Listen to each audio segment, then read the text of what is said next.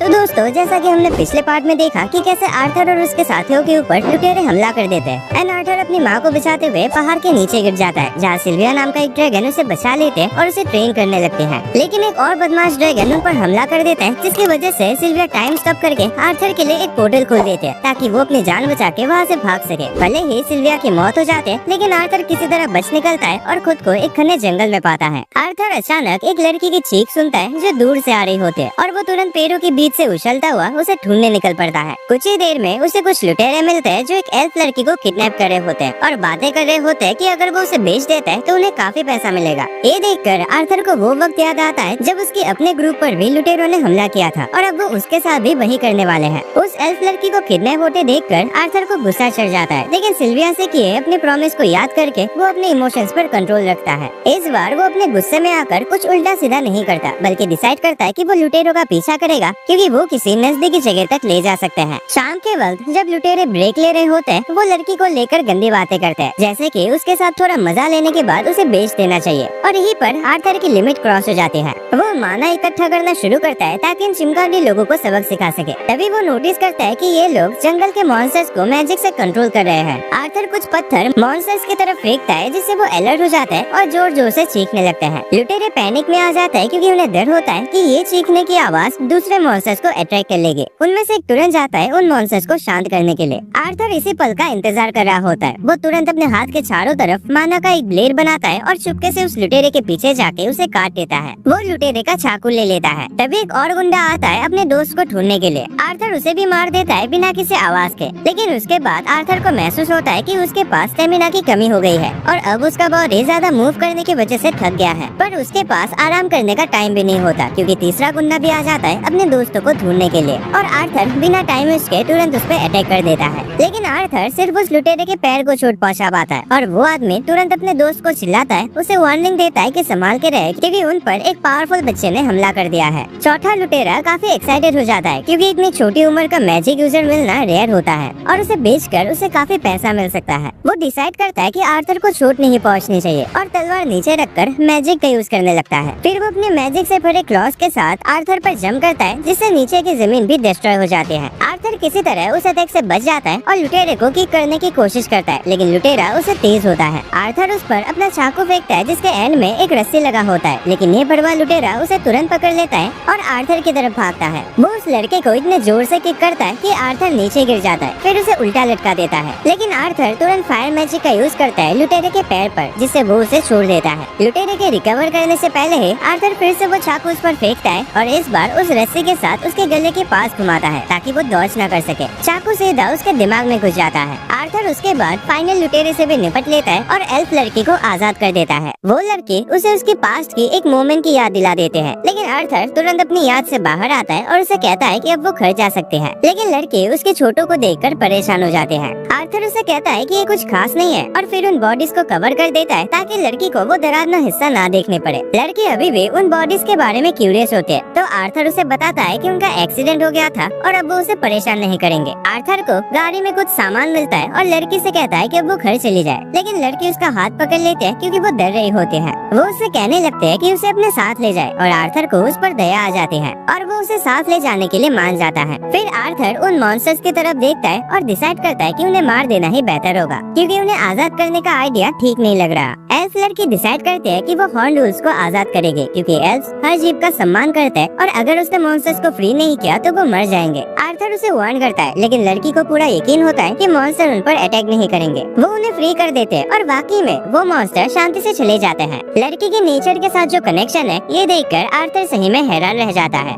उसके बाद वो डिसाइड करता है कि उसे घर छोड़कर आएगा। रास्ते में जब वो ब्रेक लेता है तो आर्थर को पता चलता है कि उस लड़के का नाम तेसिया है। आर्थर खाना बनाता है और उसे कहता है कि चाहे भूख ना भी हो फिर भी थोड़ा खाना खा ले क्योंकि ये उसके शरीर को ताकत देगा। ये बातें उसे सिल्विया की याद दिलाती है। तभी वो देखता है कि तेसिया खाने को लेकर नखरे कर रही है क्योंकि उसे उसका टेस्ट पसंद नहीं आता और वो कुछ मीठा खाने की डिमांड करते हैं। आर्थर सोचता है कि उसे तेसिया से सीखना चाहिए कि एक नॉर्मल बच्चे जैसे कैसे बिहेव किया जाता है क्योंकि तेसिया उसकी उम्र की पहली लड़की है जिसे वो कभी मिला है। तेसिया उसे पूछते है कि वो यहाँ क्या कर रहा है, तो आर्थर उसे बताता है कि वो अपने पेरेंट्स से बिछड़ गया है। वो दोनों अपनी जर्नी से कंटिन्यू करता है ताकि एल्फ के गांव तक पहुंच सके। लेकिन ये सफर आर्थर की सोची हुई उम्मीद से ज्यादा लंबा हो जाता है। टेसिया लगातार अपने गांव के बारे में बताती रहती है और आर्थर को ये समझ आता है कि एल्फ की जिंदगी इंसानों से काफी अलग होती है। अचानक से आर्थर को महसूस होता है कि एक हॉर्नवुल्फ उनका पीछा कर रहा है और वो डिसाइड करता है कि रात में उसे मार डालेगा। वो टेसिया से कहता है कि वो टेंट में सो जाए जब तक वो बाहर पहरा देता रहेगा। उसके बाद आर्थर उस क्रिस्टल एग को देखने लगता है जो सिल्विया ने उसे दिया था और सोचता है कि असल में है क्या। तभी टेसिया उसे बुलाते हैं और कहते हैं कि वो टेंट के अंदर आ जाए। वो प्रॉमिस करते हैं कि वो अपने परिवार से ये सीक्रेट रखेगी कि आर्थर उसके साथ सोया था, लेकिन आर्थर कहता है कि वो बाहर ही ठीक है। आर्थर को जल्दी ही समझ आता है कि टेसिया टेंट में अकेले होने से डर रही है, तो वो उसकी रिक्वेस्ट मान लेता है और टेंट के अंदर चला जाता है। टेंट के अंदर टेसिया कहते हैं कि सभी इंसान थरकी होते हैं जिनकी कई बीबियां होते हैं और आर्थर सोचता है कि काश ये सच होता। वो उससे पूछता है कि उसे किसने बताया, तो टेसिया कहते हैं कि उसके ग्रैंडपा ने। आर्थर इन सारी झूठी बातों को मना करता है और कहता है कि सिर्फ नोबेल के पास इतने पैसे होते हैं कि वो कई सारी बीवियां रख सके, लेकिन टेसिया उसके जवाब के बीच में ही सो जाती है। अगले दिन वो अपनी जर्नी दोबारा शुरू करते हैं और टेसिया आर्थर के साथ ज्यादा कंफर्टेबल फील करने लगते हैं। आर्थर थोड़ा एनोइंग फील करने लगता है क्योंकि वो जल्दी से अपने परिवार को ढूंढना चाहता है, लेकिन एक और प्रॉब्लम हो जाते हैं। उसके मानाकोर में तेज दर्द होता है जो उसे इतना कमजोर बना देता है कि वो चल भी नहीं सकता। टेसिया जंगल में भाग जाते हैं कुछ ऐसे हर्ब्स ढूंढने के लिए जो उसका दर्द ठीक कर सके। आर्थर अकेला बैठा होता है और दर्द झेल रहा होता है। तभी वो हॉर्नडोल जो उसने पहले छोड़ा था उसके पास आता है। आर्थर घबरा जाता है और सोचता है कि शायद वो मॉन्स्टर अब उस पर अटैक करेगा जब वो सबसे ज्यादा कमजोर है। तभी टेसिया हर्ब्स के साथ वापस आते हैं। आर्थर उससे कहता है कि वो दूर रहे क्योंकि मॉन्स्टर अटैक कर सकता है, लेकिन अटैक करने के बजाय वो बीस्ट एक मरा हुआ सुअर जमीन पर डालकर जंगल में चला जाता है। आर्थर ये देखकर हैरान हो जाता है, लेकिन टेसिया एक्साइटेड होकर कहते हैं कि वो बीस्ट उसकी जान बचाने का एहसान चुकाना चाहता था। सुअर का मीट खाकर आर्थर को थोड़ा आराम मिलता है। टेसिया उसे बताते हैं कि उसे कोई हर्ब्स तो नहीं मिले, लेकिन उसने कुछ मशरूम्स ढूंढ लिए हैं जो उसके गांव के लोग हमेशा खाते हैं। आर्थर बिना ज्यादा सोचे वो मशरूम्स खा लेता है, लेकिन उसके बाद उसके पेट में तहलका मचने लगता है और उसे जोड़ की लूज मोशन हो जाते हैं। इसके बाद दोनों वापस टेंट में लौट जाते हैं और टेसिया आर्थर को इंसान और डॉग्स के किंगडम के बारे में कहानियां बताने लगते हैं जो उसने अपने ग्रैंडपा से सुनी थी। वो कहते हैं कि उसे सच में उन किंगडम्स को देखना है, लेकिन उसने सुना है कि वहाँ के लोग काफी खराब होते हैं, इसीलिए उसे वहाँ जाने की परमिशन नहीं मिलती और कोई बाहर का आदमी भी एल्फ विलेज में नहीं आ सकता। आर्थर उसके बाद आधे ही सुन पाता है क्योंकि उसकी थकान उस पर हावी हो जाते हैं और वो सो जाता है।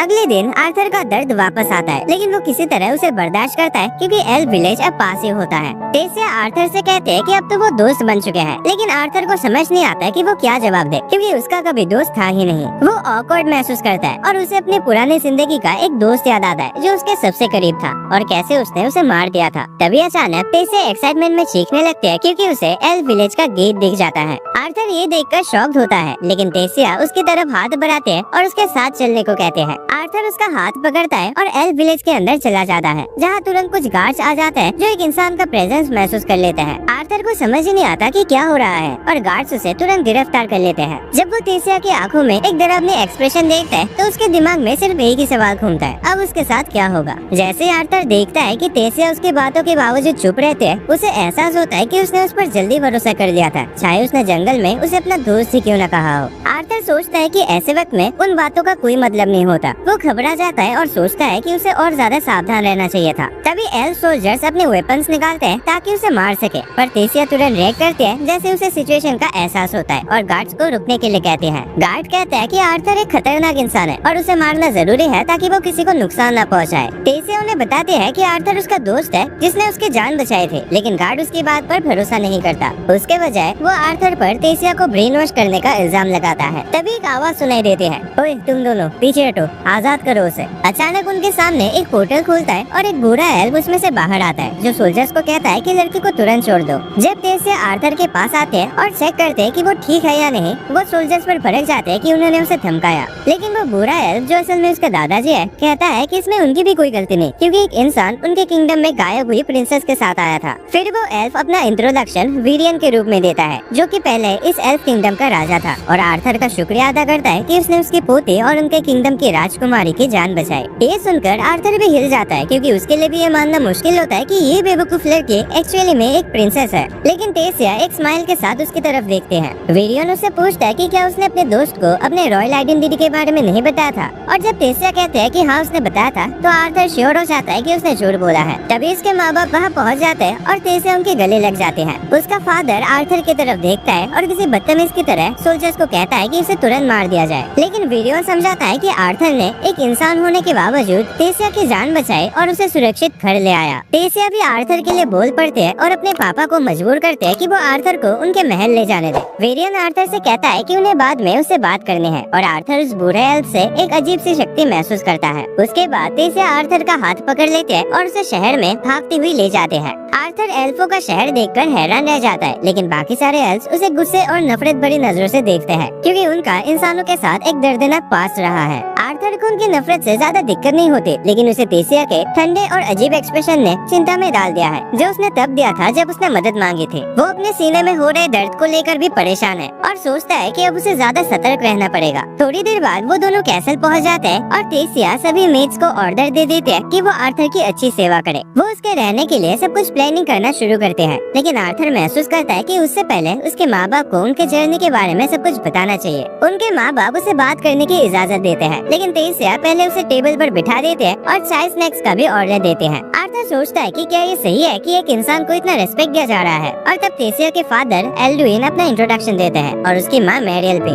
आर्थर भी अच्छी तरीके से अपना इंट्रोडक्शन देता है और उन्हें ग्रीट करता है। एल्डुइन उसके अच्छे मैनर्स देखकर काफी इम्प्रेस होता है, खासकर उसके नॉर्मल बैकग्राउंड के बावजूद। इसके बाद आर्थर अपनी कहानी सुनाना शुरू करता है कि कैसे उसने तेसिया को उन लुटेरों से बचाया था। तेसिया के परिवार को ये सुनकर गुस्सा आ जाता है और वो इंसानों को दोष देना शुरू कर देते हैं, लेकिन आर्थर उन्हें समझाता है कि वो पूरे इंसानियत को नहीं बल्कि सिर्फ उन बदमाश लोगों को गाली दे। तब वीरियन उसे पूछता है कि उसने तेसिया को उन लुटेरों से कैसे छुड़ाया। आर्थर बताता है कि वो एक मेज यानी जादूगर है। राजा को ये मान लेना मुश्किल लगता है कि आर्थर उन खतरनाक लुटेरों को हरा सकता है, और एल्फ सोल्जर्स तो और भी ज्यादा खुल के इस बात पर शक करने लगते हैं। वो लोग आर्थर पर दोबारा तेसिया को बेवकूफ बनाने का इल्जाम लगाते हैं, लेकिन वीरियन उन्हें रोक देता है और कहता है कि जब तक उन्हें ऑर्डर न मिले तब तक चुप रहे। तेसिया भी आगे बढ़कर आर्थर के सपोर्ट में बोलते हैं और उन बातों को बताते हैं जो उसने उन बुरे लोगों से सुनी थी। उसके माँ उसे गले लगा लेते हैं ताकि उसे तसल्ली दे सके, और फिर उसका फादर आर्थर से कहता है कि वो उसकी कहानी पर यकीन करता है। आर्थर फिर एल्डुइन से गुजारिश करता है कि उसे उसके परिवार के पास भेज दिया जाए, एक तरीके से उसके बेटी की जान बचाने का बदला चुकाने के लिए, लेकिन एल्डुइन इस बात से इनकार कर देता है। वो कहता है कि उसे एक तुच्छ इंसान की मदद करने का कोई शौक नहीं है,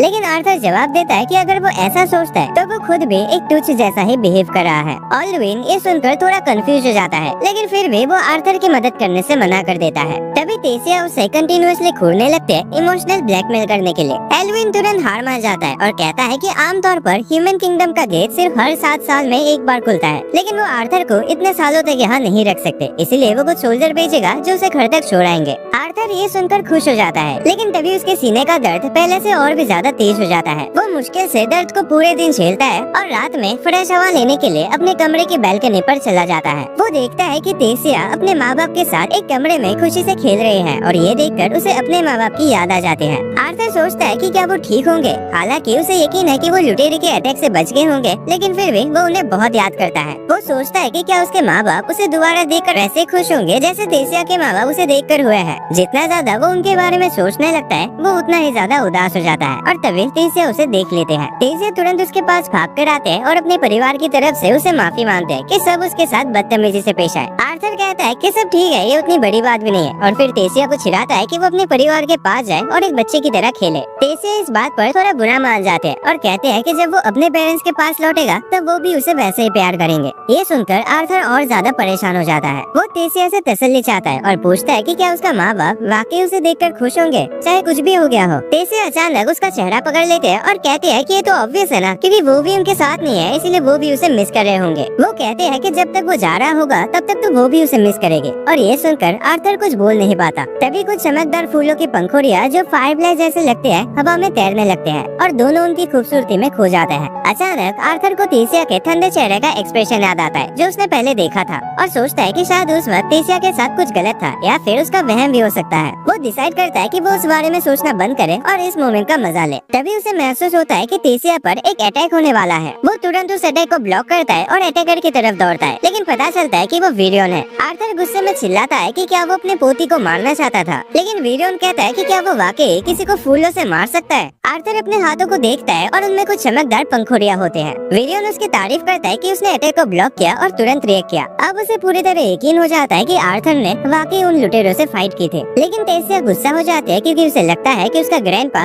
उसके फ्रेंड को बुली कर रहा है। विरियन उसे समझाता है कि उसका ऐसा कोई इरादा नहीं था, बल्कि उसे आर्थर में इंटरेस्ट है। वो एक छोटी लकड़ी की तलवार लेता है और आर्थर को दे देता है ताकि उसकी स्किल्स टेस्ट की जा सके। फिर गार्डन पर कुछ टेस्ट सेटअप किया जाता है और विरियन सिग्नल देता है कि आर्थर अटैक करे। आर्थर तुरंत हमला करता है और विरियन को हिट करने की कोशिश करता है, लेकिन उसे लगता है कि ये बुड्ढा जो अपनी मरने की उम्र में है फिर भी काफी तेज है। चाहे आर्थर जितना भी अपनी स्पीड मैजिक से बढ़ाता है, वो विरियन को हिट नहीं कर पाता। फिर विरियन उसके एक अटैक को ब्लॉक करता है और आर्थर की तलवार टूट जाती है। तलवार का एक टुकड़ा सीधा तेसिया की तरफ जाता है, लेकिन आर्थर तलवार का होल्डर उस पर फेंक कर उस टुकड़े को डिफ्लेक्ट कर देता है। विरियन उसकी इस स्किल से हैरान हो जाता है। इस मौके का फायदा उठाते हुए आर्थर बॉडी ब्लास्ट का यूज करके उसे हराने की कोशिश करता है, लेकिन विरियन उसे सिर्फ अपने इंस्टिंक्ट से ब्लॉक कर लेता है। आर्थर हिम्मत नहीं हारता और फिर से अटैक करता है और इस बार वो विरियन के सर पर एक छोटा सा हिट लगाने में कामयाब हो जाता है। विरियन इम्प्रेस होता है कि आर्थर ने उसे एक बार तो मार ही दिया। वो कहता है कि अब राउंड 2 के लिए तैयार हो जाए, लेकिन तभी तेसिया अचानक उसके पीछे से आते हैं और चिल्लाकर कहते हैं कि वो उसके दोस्त को बुली करना बंद करे। विरियन कहता है कि उसने किसी को बुली नहीं किया, बल्कि अगर उसने अपने आप को रोका होता तो आर्थर ही उसे बुली करता।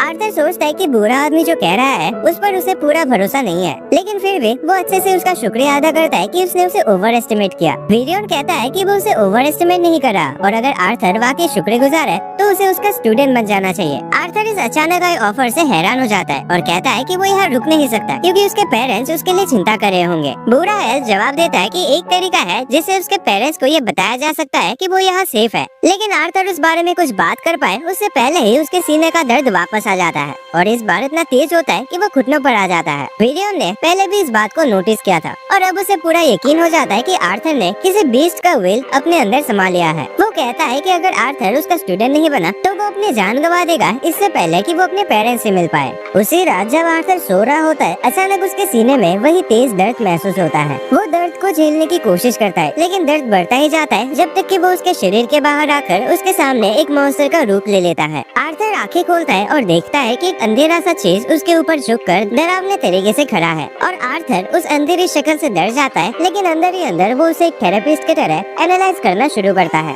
सोचता है कि क्या ये मॉन्स्टर उसकी एंजाइटी का या फिर उसकी रेस्पॉन्सिबिलिटीज का रूप है। जैसे जैसे मॉन्स्टर उसके पास आता है, आर्थर चीखने लगता है। तभी उसे तेसिया की आवाज सुनाई देती है जो कह रही होती है, आर्थर आर्थर जल्दी उठो। आर्थर सपने से जागता है और देखता है कि तेसिया उसके ऊपर बैठी है और हंसी के साथ उसे गुड मॉर्निंग कह रही है। आर्थर को तेसिया का इरिटेट करने वाला चेहरा सुबह सुबह सबसे पहले देखना बिल्कुल पसंद नहीं होता और वो उससे कहता है कि उसे अकेला छोड़ दे क्योंकि सपने में मॉन्स्टर की वजह से वो ठीक से सो भी नहीं पाया। वो फिर से सोना चाहता है, लेकिन तेसिया गुस्सा हो जाता है ये सोचकर कि आर्थर उसे मॉन्स्टर कह रहा है। वो कहती है कि उसे उठना ही होगा क्योंकि उसका ग्रैंडपा उसका इंतजार कर रहा है। तेसिया उसे जबरदस्ती बिस्तर से खींच लेते हैं और आर्थर के पास कोई और ऑप्शन नहीं होता तो उसे तैयार होना पड़ता है। तेसिया उससे पूछते है कि क्या वो सच में उसके साथ रुकने वाला है, तो आर्थर कहता है कि उसने डिसाइड नहीं किया, लेकिन विरियन उसे कुछ ऐसा चीज दिखाने वाला है जो उसका मन बदल सकता है। इसी वजह से आर्थर अपना फैसला उसके बाद लेना चाहता है। थोड़ी देर बाद आर्थर और तेसिया बाहर जाते हैं जहाँ किंग एल्विन विरियन को समझाने की कोशिश कर रहे होते हैं कि एक इंसान को एल्व्स के किंगडम में रुकने की इजाजत नहीं मिलनी चाहिए, लेकिन विरियन उनकी बात नहीं सुनते और अपनी गाड़ी में बैठ जाते हैं। कहते हैं कि उन्हें आर्थर पसंद है और यही बात काफी है। तभी तेसिया वे अपने हर रोज के मेलोड्रामा स्टार्ट कर देते हैं कि आर्थर ने मेरी जान बचाई थी, उसने ये किया वो किया ब्ला ब्ला ब्ला, और उनके साथ गाड़ी में जम मार के बैठ जाते हैं। लेकिन उसके डैड उससे कहते हैं कि चुप हो जाओ क्योंकि अब बात तुम्हारे बारे में नहीं है। लेकिन विरियन भी अपने बेटे एल्विन को चुप करवा देता है और बच्चों को गाड़ी में बुलाते हैं।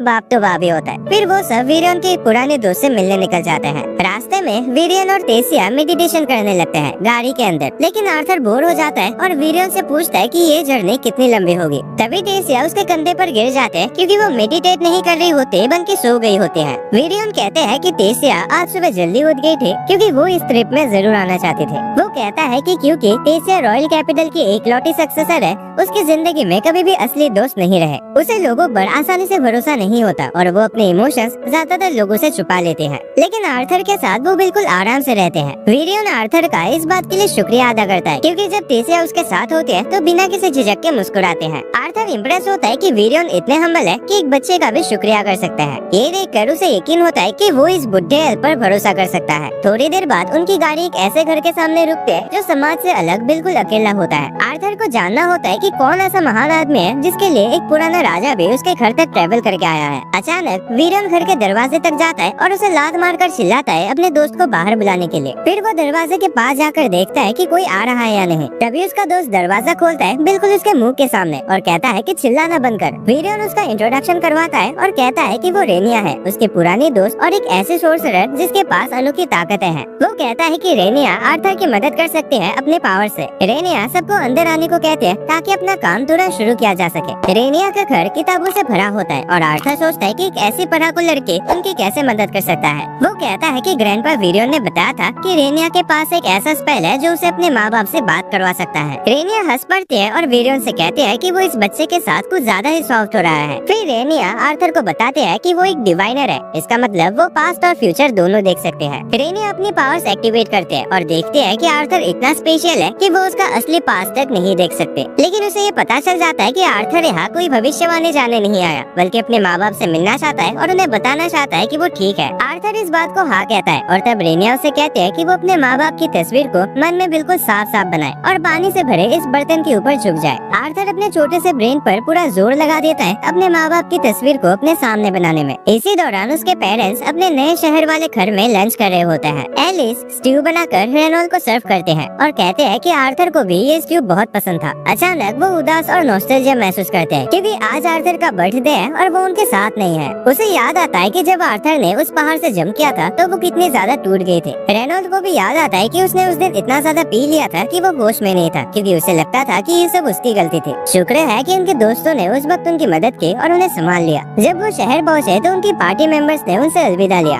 घर लौटने के बाद रेनॉल्ड एक सोल्जर बन गया ताकि गुजारा हो सके और उसने शहर में एक घर खरीद लिया और एलिस अब एक नॉर्मल जिंदगी जीने की कोशिश कर रही है। हालांकि उन्हें आर्थर की कमी हमेशा महसूस होती है। जब भी वो उसके बारे में सोचते हैं तो दोनों इमोशनल हो जाते हैं। तभी अचानक उन्हें आर्थर की आवाज सुनाई देती है जो उन्हें बुला रहा होता है। दोनों तुरंत अपनी कुर्सी से उठ जाते हैं पूरी तरह से हैरान। आर्थर उन्हें कहता है कि ये कोई उनका वहम नहीं है बल्कि वो सच में उनसे बात कर रहा है। वो बताता है कि वो जिंदा है, ठीक है, और इस वक्त एल्फ्स के किंगडम में रह रहा है। आर्थर समझाता है कि वो एक स्पेशल मैजिक स्पेल का यूज कर रहा है ताकि उनसे बात कर सके और हालांकि उसका सच में मन है घर आने का लेकिन अभी वो नहीं आ सकता। आर्थर बताता है कि उसके शरीर में कुछ गड़बड़ है जिसका इलाज करवाना जरूरी है, लेकिन वो वादा करता है कि जैसे ही इलाज खत्म होगा वो तुरंत घर लौटेगा। उसके माँ बाप की आंखों में आंसू आ जाते हैं ये सुनकर कि उनका बेटा जिंदा है। आर्थर उन्हें कहता है कि अगली बार जब तक वो बात नहीं करते तब तक अपना ख्याल रखना। वो दोनों एक दूसरे को वर्चुअल तरीके से गले लगा लेते हैं और आर्थर कहता है कि वो उनसे सच में बहुत प्यार करता है। ये कहकर वो खुद भी रोने लगता है। जैसे उसके आंसू उस बर्तन में गिरते हैं उसका कंसंट्रेशन और रेनिया का मैजिक स्पेल टूट जाता है। उसके बाद आर्थर खुद को शांत करता है और वीरियन से रिक्वेस्ट करता है कि वो उसे अपना स्टूडेंट बना ले। जल्दी ही वो लोग पैलेस पहुंच जाते हैं और वीरियन अपने बेटे एल्विन को आदेश देता है कि वो घोषणा करे कि आर्थर अब उसका स्टूडेंट बनेगा। एल्विन इस फैसले को लेकर थोड़ा हिचकिचाने लगता है लेकिन वीरियन बताता है कि अगर आर्थर की वजह से कोई भी दिक्कत आए तो वो उसकी पूरी जिम्मेदारी खुद उठाएगा। वीरियन की इतनी सख्त बात सुनकर एल्विन और उसकी पत्नी मान जाते हैं और वो आर्थर का अपने किंगडम में अच्छी तरीके से स्वागत करते हैं। वो आर्थर से माफी मांगता है कि पहले उसके साथ उतना अच्छा बिहेव नहीं किया गया जितना करना चाहिए था।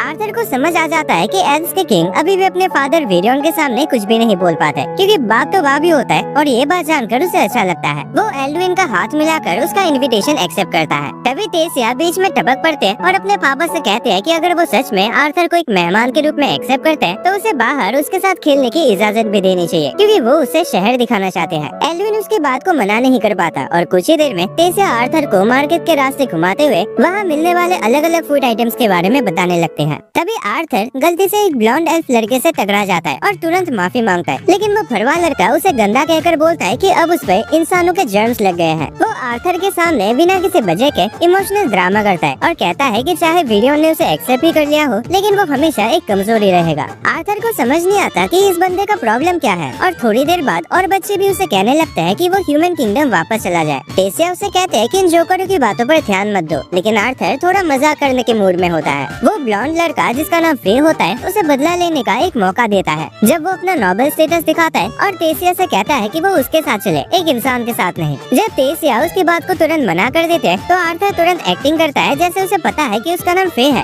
और वो कोई बड़ा आदमी है, लेकिन वो जानबूझकर उसका नाम गलत बोलता है और मजाक उड़ाते हुए हम्बल होने का नाटक करता है, जिसे फे को और भी ज्यादा गुस्सा आ जाता है। फे ये बर्दाश्त नहीं कर पाता और अपना रुमाल जमीन पर फेंक कर आर्थर को एक डुएल के लिए चैलेंज कर देता है। टेसिया उसे रोकने की कोशिश करते हैं और कहते हैं कि चाहे वो एक नोबेल ही क्यों ना हो, अगर उसने उसके ग्रैंडपा के स्टूडेंट के साथ कोई मुसीबत खड़ी की तो उसे माफ नहीं किया जाएगा। फे कहता है कि उसके डैड ने उसे सिखाया है कि कभी किसी को अपनी बेइज्जती करके बचने नहीं देना चाहिए। वो आर्थर को ताना मारते हुए पूछता है कि क्या वो अब एक डरपोक की तरह भाग जाएगा, क्योंकि उसके एक्शंस उसके टीचर की इज्जत को भी दर्शाते हैं। लेकिन आर्थर हैरान होता है क्योंकि डुएल तो यहाँ एल्फ किंगडम में काफी कॉमन चीज लगती है, क्योंकि कोई भी उसे रोकने की कोशिश नहीं करता। तो आर्थर डिसाइड करता है कि वो डुएल एक्सेप्ट करेगा और टेसिया बन जाते हैं रेफरी। जैसे ही टेसिया डुएल स्टार्ट करने का सिग्नल देते हैं, वे आर्थर की तरफ दौड़ता है, लेकिन आर्थर बस एक सिंपल पंच मारता है। फिर एक ही हिट में नॉकआउट हो जाता है, सीधा बेहोश। आर्थर थोड़ा डिसअपॉइंट फील करता है क्योंकि इतने बड़ी बड़ी बातों के बाद वो कुछ ज्यादा एक्सपेक्ट कर रहा था। टेसिया कहते हैं कि ये तो होना ही था और तुरंत आर्थर का हाथ पकड़ के उसे वहाँ से भगा ले जाते हैं, ताकि जो भी हंगामा हो रहा है उससे बचा जा सके। फिर वो मार्केट में कुछ स्नैक्स खाते हैं, लाइब्रेरी और कुछ दुकानों को विजिट करते हैं और उसके बाद पैलेस वापस लौट जाते हैं चिल करने के लिए। टेसिया आर्थर से पूछते हैं कि क्या वो अपने ट्रेनिंग को लेकर एक्साइटेड है, लेकिन आर्थर ज्यादा इंटरेस्टेड नहीं लगता इस टॉपिक में बात करने में। पहले वीडियो ने साफ बता दिया था कि उसकी ट्रेनिंग बहुत ही टफ होगी, लेकिन अगर वो उसे झेल गया तो रिजल्ट्स कमाल के होंगे। और इन सब के बावजूद भी